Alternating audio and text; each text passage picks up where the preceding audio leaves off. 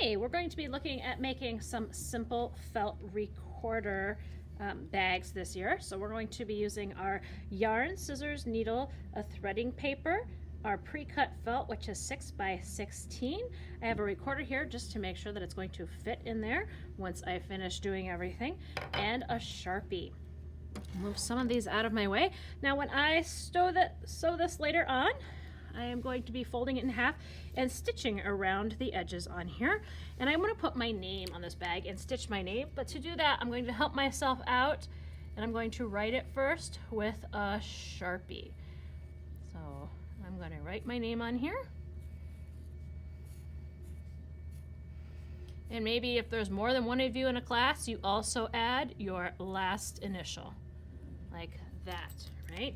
Then we are going to start stitching it. We have to stitch our name first so we can reach the front and the back. You'll want to start off with about an arm's length of yarn. We can always get more later if we need it, and you can get one that matches, or you can get one that's offsetting. After I get that piece cut off, I'm going to use my little piece of paper. This helps to thread that yarn through the needle. I want to take it, pinch it, and fold it in half, sort of like an alligator mouth, right? And then I want to put that alligator mouth around my yarn. Let's take some fine motor skills like this, right? So those ends still line up after I've wrapped my yarn through. And I have a tail on here. It's about the length of my hand, right? And then I'm going to keep it pinched together. I'm going to find the eye of that needle, and I want to put it through there. I want to make sure both pieces of that paper get through there. I let go and I pull it through until that tail pops out. You see how this tail down here popped out? That I can put the white paper on the side. Now I'm going to start from the back side of my project. And you kind of want to hold it straight across here with your fingers supporting it in the background. So I'm pinching it with these two fingers, and then I'm pinching it with my other three fingers to keep it still. I'm going to feel around to get to my C, and I'm going to poke, and it's going to take a little bit of strength, my needle through there. I don't want to pull my yarn all the way through, right? I want it to stay. So I'm going to come to the back, and I'm going to tie a double knot. So I just tie it, loop it one time, and then right on top of the same place, I'm going to loop it again. So I have a nice knot on there that will keep it from coming through. Now I'm going to follow around my name.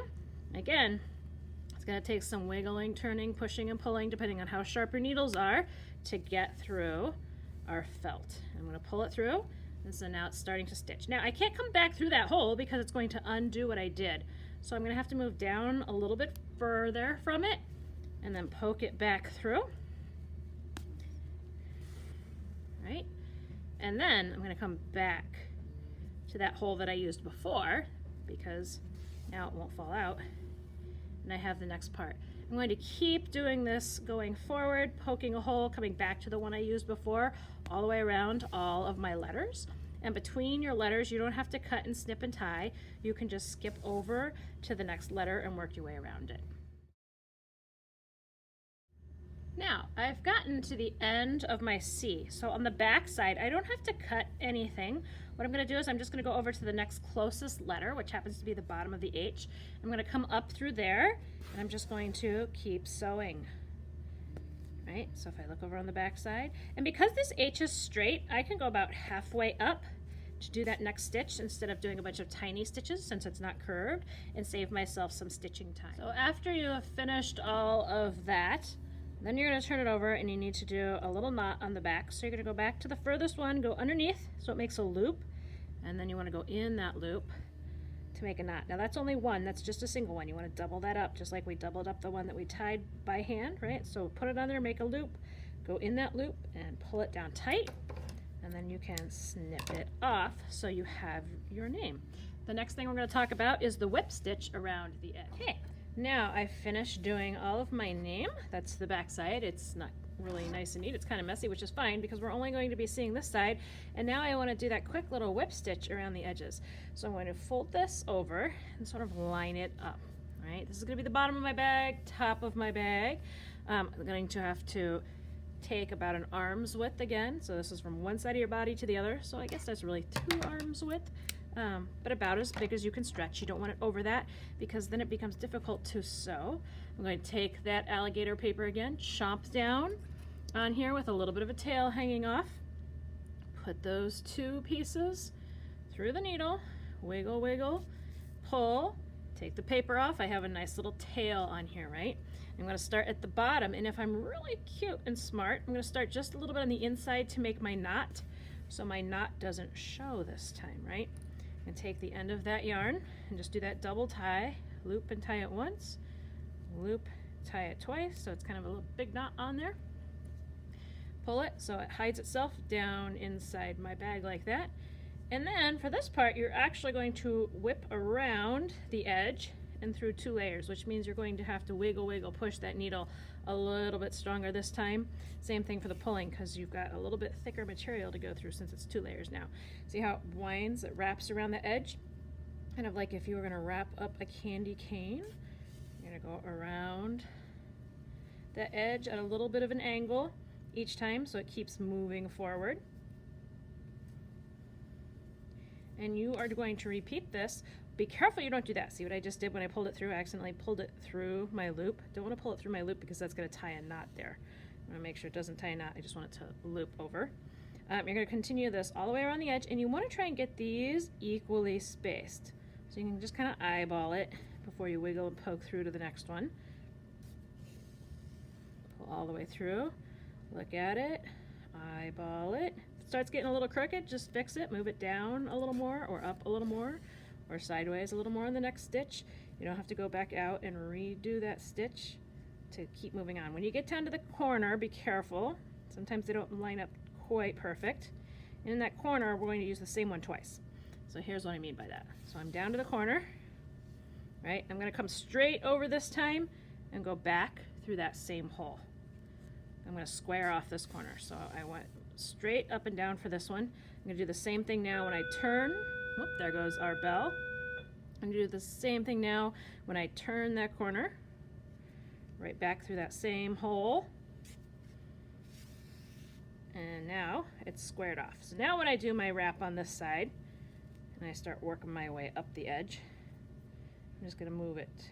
And you always want to kind of be pinching this back into place and holding it a little bit to make sure that you don't start getting a big gap between here and here. See how this could easily start sewing crooked? I don't want that to happen, so I want to make sure before I do my stitch, I line it back up, hold it, pinch it, kind of eyeball it, right?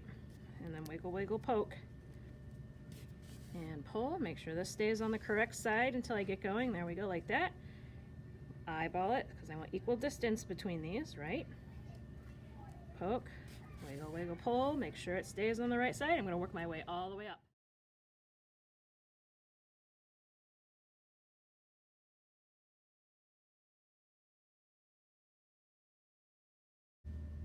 Okay, so as you come up to this last hole, you're going to come and you're going to do just a regular stitch in here. And then I want you to go straight around into that same hole again. You're going to come right back up through there. And then we're going to open it up just a little bit, and we're going to stitch in between. So you're going to go under and kind of in between there, inside, because we want to hide this knot as much as possible, right?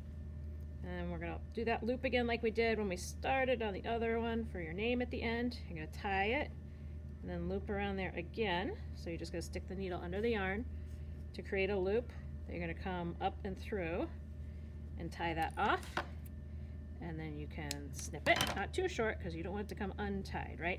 Now we're going to be putting a button on here, so we have to pick out a button. Find like a medium-sized button, and you can kind of see about how big it is, and we're going to cut a little slit that's only as big as this button. So you're just going to take a Sharpie, where we're going to put this button close to the top and put a dot and a dot right there.